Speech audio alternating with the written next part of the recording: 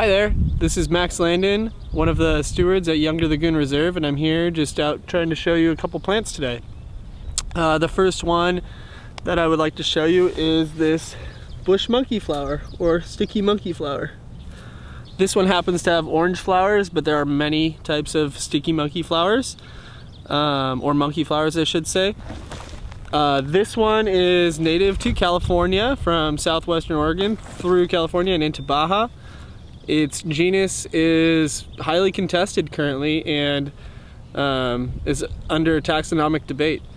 The family that contains all of these genuses, all of the monkey flower genuses, is called Phrymaceae. California sagebrush, also known as Artemisia californica. This plant is a native perennial plant in the Asteraceae family.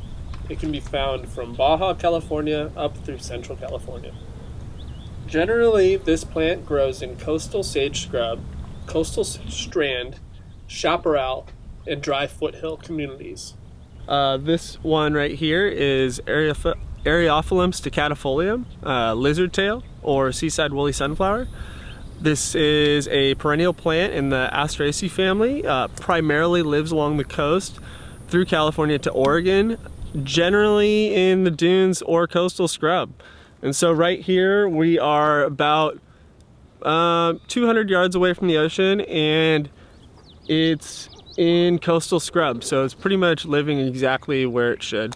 It's beautiful. This time of year I see a lot of the yellow-faced bumblebees coming in to use it for nectar. And those bees are native as well. So this is a native plant supporting native bumblebees, which was really cool to see. So this is a junction where the lizard tail is meeting up with the California sagebrush. This junction is one of the things you will see in a coastal scrub habitat. Down at the bottom here, there is a Mara fabaceae, which is a wild cucumber. This is yarrow, also known as Achillea millefolium. It grows in many different habitat types. It's native to almost everywhere in the northern hemisphere.